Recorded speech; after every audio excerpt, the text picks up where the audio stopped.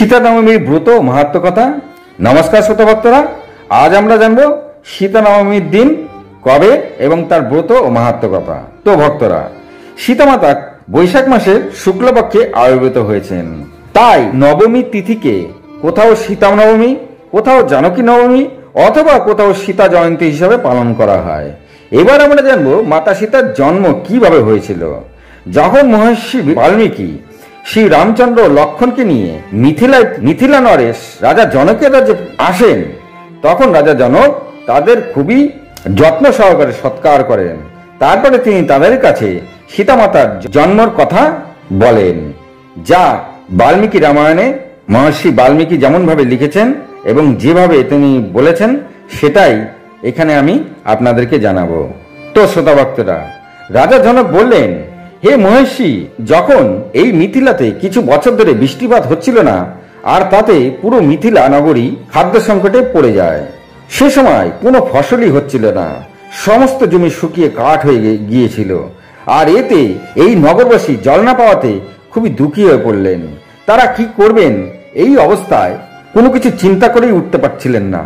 তখন নগরবাসী অন্য রাজ্যে চলে যেতে লাগলেন। অনেক ব্যবসায়ীরা তাদের ব্যবসাপত্র গুটিয়ে নিতে থাকলেন।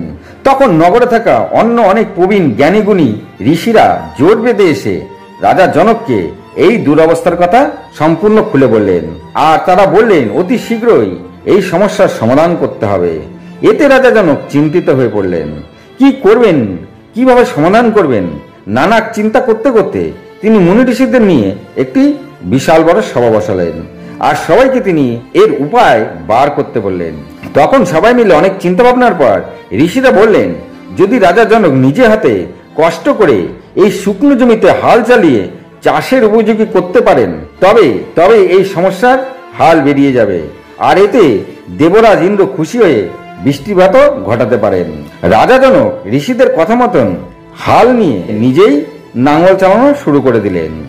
রাজা জনক রাজা হয়েও নাঙ্গল চালাচ্ছেন এমন দেখে দেশের সকল প্রজারা সেখানে জমায়েত শুরু করলেন। এমন ভাবে নানা দিকে এই কথা ছড়িয়ে গেল।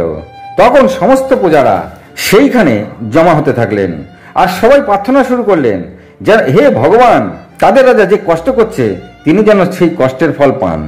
এইরকম কিছুক্ষণ হাল চালানোর পরে একসময় হঠাৎ হালের ফলা কোনো একটি কঠিন বস্তুর সঙ্গে ধাক্কা খেল, আর সে সাথে হালটি আটকিয়েও গেল।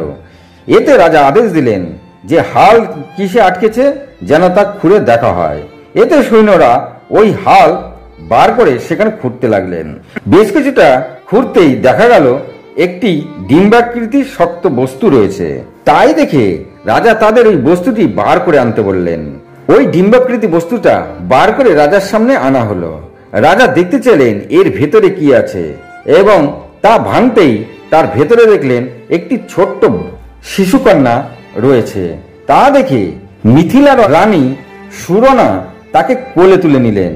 আর এইরকম অলৌকিক ঘটনা দেখে সেখানকার সমস্ত প্রজা, বৃদ্ধ, রাজা, রানী এবং ঋষিরা সবাই আশ্চর্য হলেন।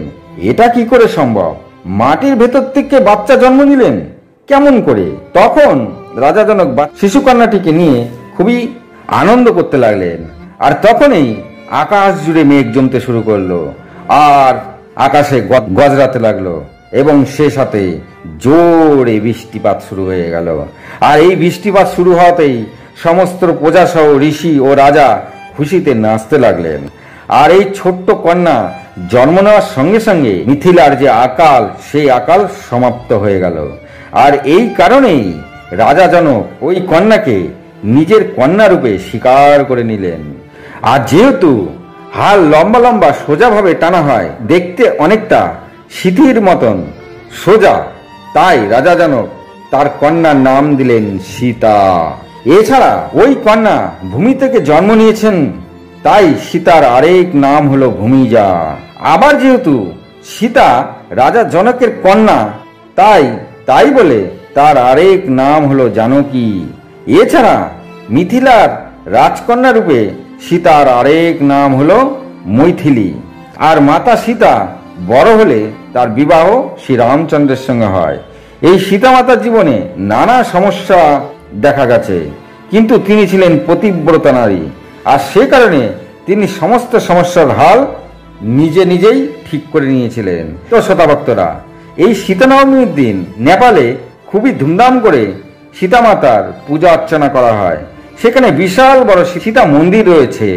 তো ভক্তরা, যারা সংসারের অশান্তি দূর করতে চান, স্বামীর দীর্ঘায়ু চান, ব্যবসায় উন্নতি চান এবং বাড়িতে যদি নানা রোগ লেগেই থাকে এসব থেকে মুক্তি পেতে চান, তারা অবশ্যই এই সীতামাতার এই নবমীর দিন সীতামাতার পূজা করবেন আর ব্রত উদযাপন করবেন। তাহলে দেখবেন আপনার সমস্যার হাল অনেকটাই সম্পূর্ণ ঠিক হয়ে যাবে।